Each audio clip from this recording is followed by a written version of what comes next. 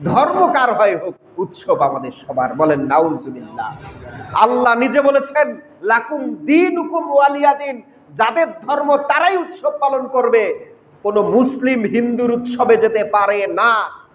একজন মুসলমান কোনোভাবেই হিন্দুদের পূজা মণ্ডপে গিয়ে ধর্মীয় উৎসবে অনেক বেশি উৎফুল্ল হওয়ার সুযোগ নাই। এটা সম্পূর্ণ নাজায়েজ, এটা জায়েজ না। আমি এখানে কিছুটা শিরকের গন্ধ অনুভব করি। আপনারা মাদার তেরেসার নাম শুনেছেন। খুব মানবিক ব্যক্তি হিসেবে তার পরিচিতি রয়েছে। তিনি খুব ভালো কাজ করেছেন মানুষের জন্য। কিন্তু এই ভদ্র মহিলা, তার পরিণাম কোথায় আপনারা কি জানেন? তিনি জাহান্নামে যাবেন। যতই ভালো কাজ করুক, ঈমান আনয়ন না করবার কারণে তার পরিণাম হবে জাহান্নাম। 10টা শূন্য আমি এখানে লিখলাম, শুধু শূন্য 10টা লিখলাম। এই শূন্যর কি কোনো দাম আছে? জোরে বলতে হবে, দাম আছে। কিন্তু এই শূন্যের আগে, একটা শূন্যর আগেও যদি আমি একটা এক বসাই, বলেন তো এই শূন্যটার দাম আছে কি নাই? এই একটা থাকবার কারণে পরে যতগুলো শূন্য বসাবেন, বলেন তো এই শূন্যগুলোর দাম আছে কি নাই? কিন্তু আপনি 1 কোটিটা শূন্য বসালেন, শুরুতে যদি এক না থাকে, এই শূন্যের যেমন কোনো দাম নাই, অনুরূপভাবে আপনি যতই ভালো কাজ করেন না কেন, আপনার যদি ঈমান না থাকে, ঈমান যদি ঠিক না থাকে, আপনার এই ভালো কাজের কোনো মূল্যায়ন কাল কিয়ামতের ময়দানে আল্লাহ আপনাকে দিবেন না। আপনি যদি আপনার ভালো কাজের মূল্যায়ন আল্লাহর কাছে পেতে চান, তাহলে এই এক অর্থাৎ ঈমান ঠিক রাখতে হবে।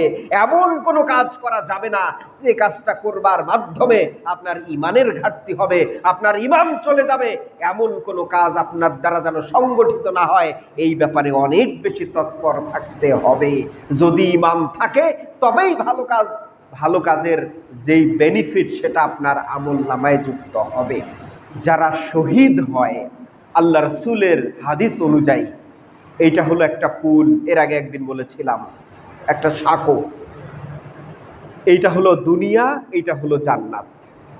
কেউ যদি আল্লাহর রাস্তায় শহীদ হয়, তাহলে হাদিস হলো এই, সে বিনা হিসাবে জান্নাতে চলে যাবে।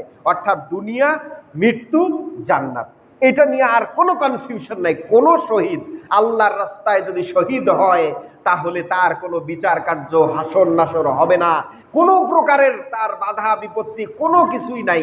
সে মৃত্যুবরণ করবে।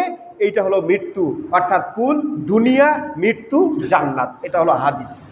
কিন্তু আরেক হাদিসে আল্লাহ রাসূল সাল্লাল্লাহু আলাইহি ওয়াসাল্লাম বলেছেন, কোনো ব্যক্তি যদি শহীদও হয়, 2টা কাজ যদি সে করে, তাহলে বিচার কার্য সম্পাদন না হওয়া পর্যন্ত শহীদ হলেও সে জান্নাতে যেতে পারবে না।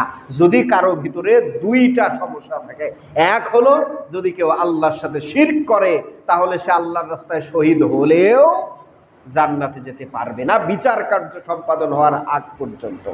দ্বিতীয় হলো যদি কেউ বান্দার হক মেরে খায়, জনগণের টাকা যদি কেউ মেরে খায়, আপনার উপরে আল্লাহ যে দায়িত্ব দিয়েছেন, সেই দায়িত্ব যদি আপনি যথাযথভাবে পালন না করেন, তাহলে অবশ্যই এইটা আপনি শহীদ হলেও এই শাস্তি ভোগ না করা পর্যন্ত আপনি জান্নাতে যেতে পারবেন না।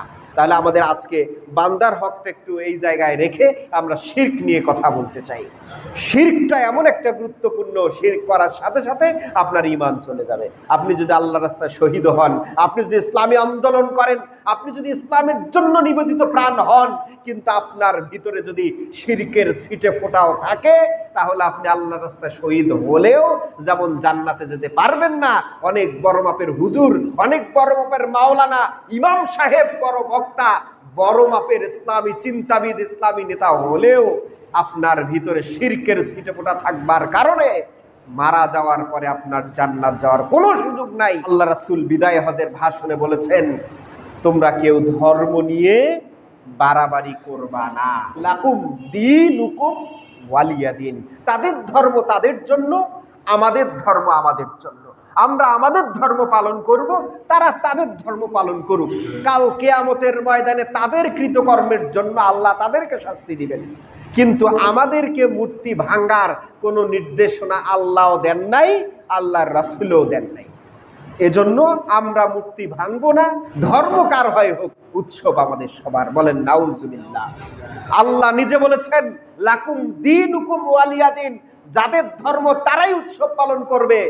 কোনো মুসলিম হিন্দুর উৎসবে যেতে পারে না। কোনো হিন্দু কোনোদিন দেখেছেন মুসলমানের কোরবানি ঈদে এসে উৎসব পালন করতে, গরুর গোশত খেয়ে দেখেছেন কোনোদিন? তাহলে আমরা কোন ধরনের মুসলিম হলাম যারা হিন্দুর চাইতেও নিকৃষ্টর পরিচয় দিতে গিয়ে তাদের ধর্মীয় উৎসবে আমরা অংশগ্রহণ করি? একজন মুসলমান কোনোভাবেই হিন্দুদের পূজা মণ্ডপে গিয়ে ধর্মীয় উৎসবে অনেক বেশি উৎফুল্ল হওয়ার সুযোগ নাই। এটা সম্পূর্ণ নাজায়েজ, এটা জায়েজ না। আমি এখানে কিছুটা শিরকের গন্ধ অনুভব করি। আল্লাহ বলেছেন ওয়াল আসর, সময়ের কসম, ইন্নাল ইনসানা লাফি খুসর, নিশ্চয়ই এই দুনিয়ার প্রত্যেকটা মানুষ ক্ষতির মধ্যে রয়েছে। ইল্লাল্লাযিনা আমানু, তারাই ক্ষতির মধ্যে নাই যারা এই চার শ্রেণীর ব্যক্তিদের মধ্যে অন্তর্ভুক্ত। ইল্লাল্লাযিনা আমানু, যারা ঈমান এনেছে, ওয়া আমিলুস সলিহাত, এবং ভালো কাজ করেছে, ওয়া তাওয়াসাউ বিল হক, মানুষকে ভালোর পথে আহ্বান করেছে, কল্যাণের পথে আহ্বান করেছে, ওয়া তাওয়াসাউ বিস সবর, এবং মানুষকে ধৈর্য ধারণ করার পরামর্শ দিয়েছে। আসুন আমরা সবাই এই চারটা ক্যারেক্টারে আমাদের জীবনকে পরিপূর্ণ করে, আমাদের জীবন পরিচালিত করে পরকালে জান্নাত যাওয়ার পথ সুগম করি। আল্লাহ আমাদেরকে তৌফিক দান করুন। ওয়া আখির দাওয়ানা আলহামদুলিল্লাহি রাব্বিল আলামিন। আসসালামু আলাইকুম ওয়া রাহমাতুল্লাহি ওয়া বারাকাতুহু।